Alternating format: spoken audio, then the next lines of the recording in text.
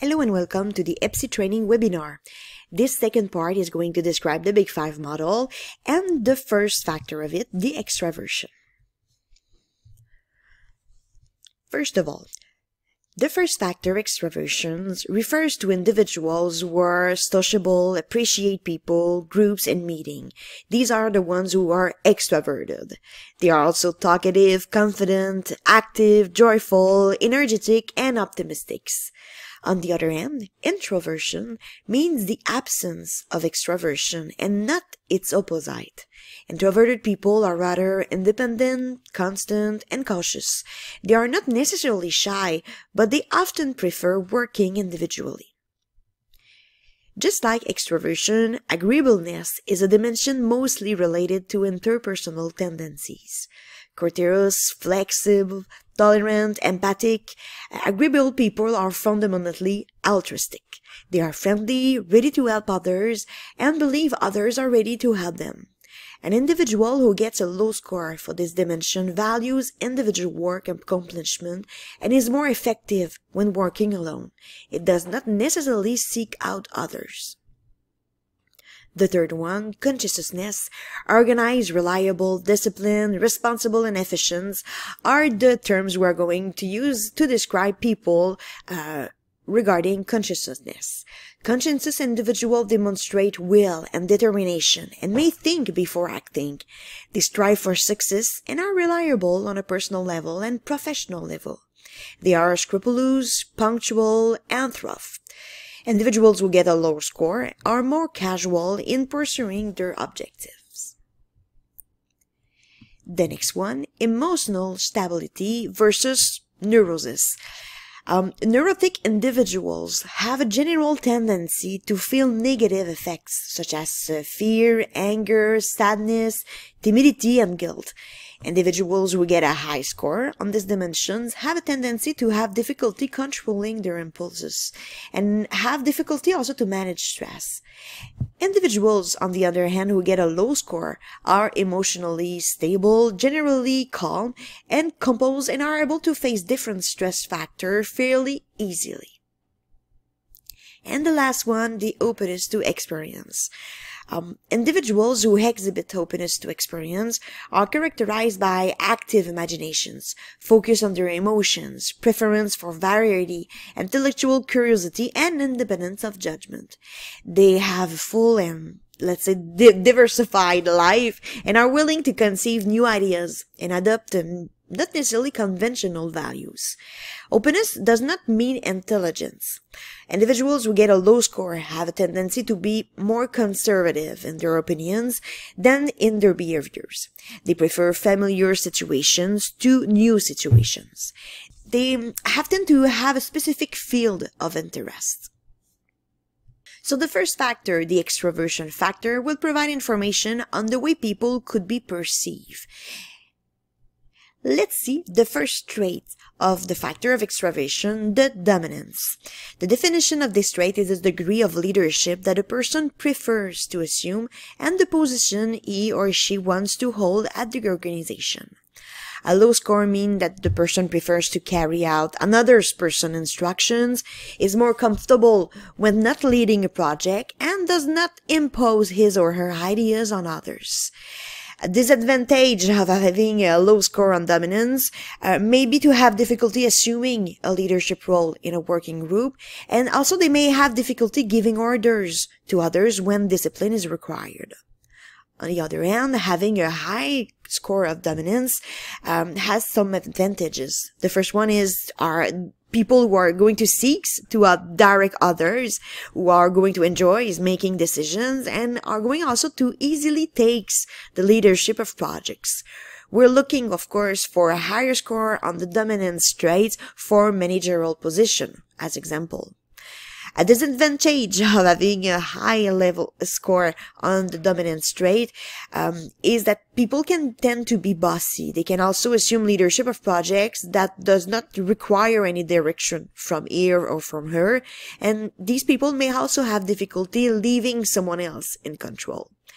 An example of item for this trait would be, at work, I like to be in the position of managing others in order to meet an objective. This trait can be linked with persuasion. These are people who want to take their point of view. If in addition they have a lot of tact and diplomacy, people can play the political part. We also can take a look at the overall factor of agreeableness. The second trait is persuasion, the degree of influence that a person likes to have in dealing with others. An advantage of having a low score is that these people look for common ground. They favor an approach based on compromise, and they also allow others to express themselves. A disadvantage of having a low score is that they also show a little interest in trying to influence others, which is, for example, important for a managerial or even a professional position. Another disadvantage is that these people may have difficulty asserting his or her ideas. An advantage of having a high level of persuasion is that they seek to express ideas with convictions. They enjoy persuading and convincing others, and they are skilled at convincing people to get on board with his or her ideas. A disadvantage may forcibly impose his or her ideas. They also may not listen always to others when convinced of being right, and they can become entrenched in this or her position. An example of item could be at work. I like to supply and influence others without their realizing it. A link that may be useful to do is the overall agreeability factor and the self-confidence trait in the emotional stability factor. The next one, impulsive, which is the inverse of the trait cautious, is a degree of a person's spontaneity as expressed by his or her actions, ideas, and feeling. When people are scoring low on these dimensions, they are taking time to think before acting or expressing their emotions, and they are also able to display restraint regarding this. A disadvantage of having a low score is that they can also be perceived as unrealizing and not necessarily easy to understand. They can take a long time before reacting to what others are saying, which may create a bad impression sometimes. Having a higher score means that these persons are spontaneous and they react quickly to new circumstances. They express his or her feeling easily, and they usually encourages open, transparent communications with people.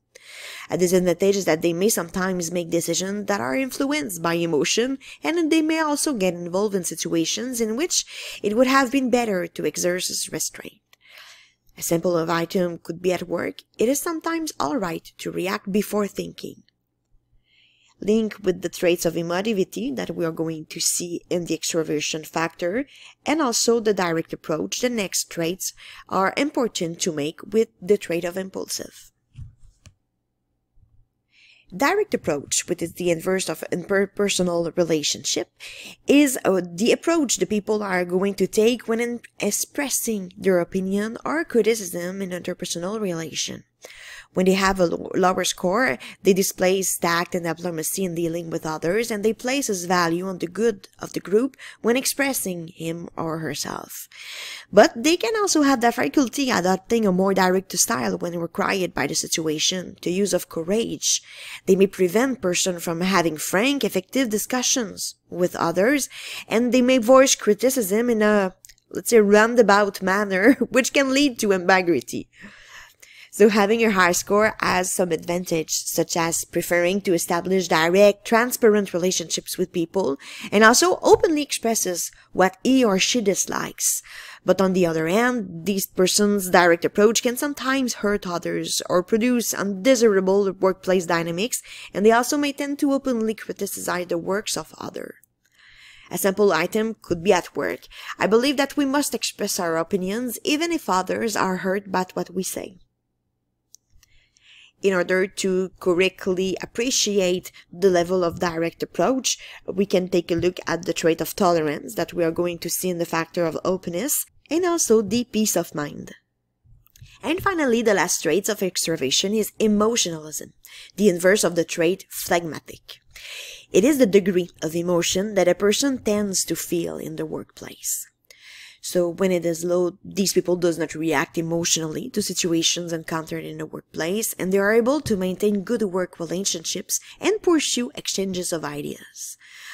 Certain undesirable situations may sometimes persist due to a lack of appropriate expression of emotions, and another disadvantage is that also it may come across as indifferent, cold, or even insensitive to others in the workplace.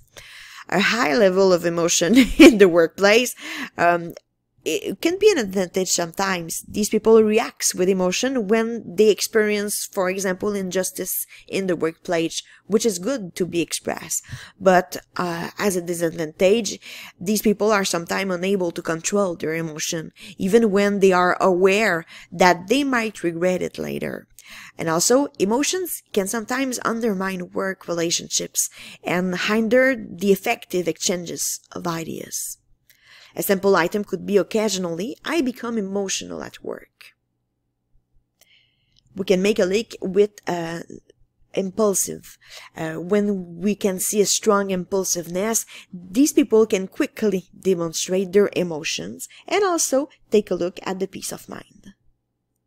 Thank you for listening to the second part of the training webinar.